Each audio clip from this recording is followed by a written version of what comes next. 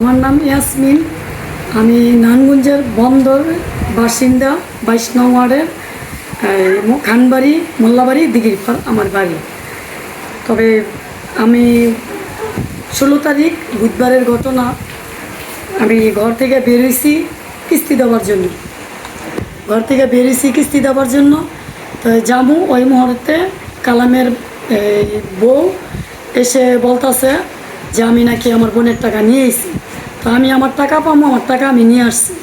এই কথা শোনাতে উনি বিশ্রী ভাষায় গালাগালি না খারাপ খারাপ কথা বইলা আমারে মারছে। মারার পরও চুপচাপ ছিলাম।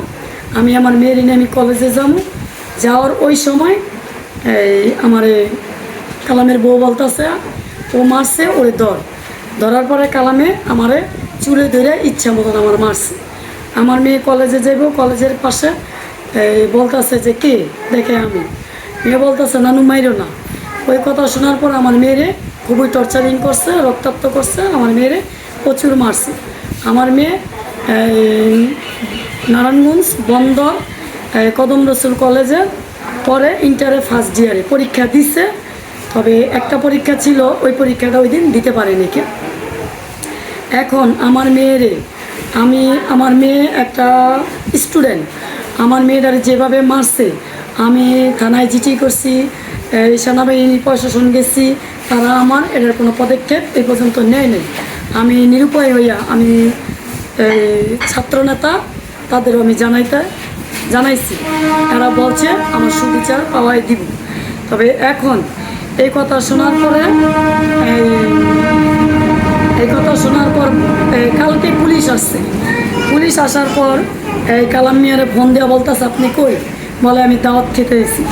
পুলিশ প্রশাসন আমাদের জবানবন্দি নেওয়ার পর উনি যখন চলে গেল, তখন আইসা উনি হুমকি ভয় বিভাগ দেখাইল।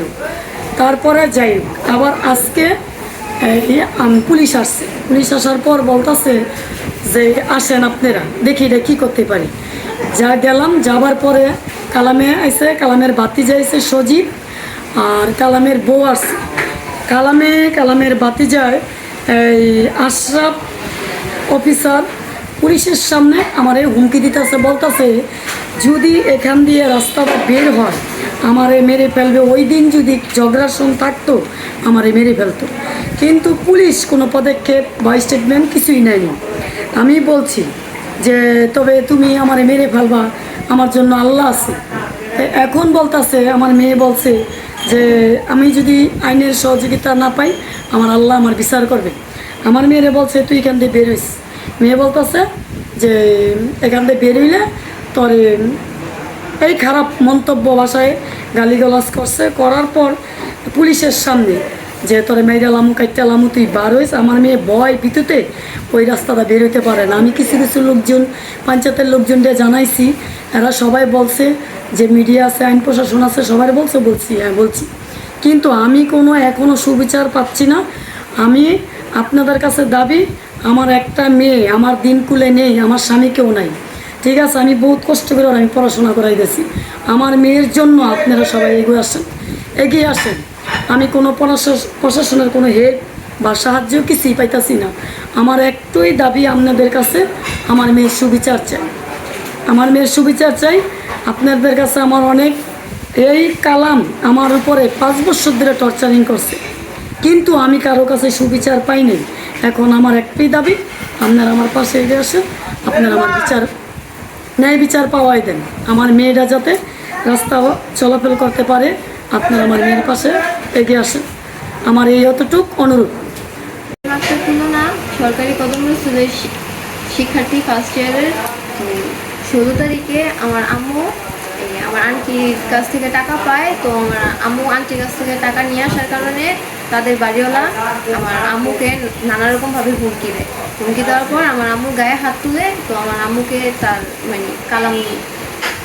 কালাম মিয়া তো আমার আম্মুকে টেনে হিঁচড়ে মারধর করে। তো আমি সেটা খেয়াল করিনি। আমি রাস্তাতে কলেজে যাওয়ার সময় আমাকে ধরে মারধর করে।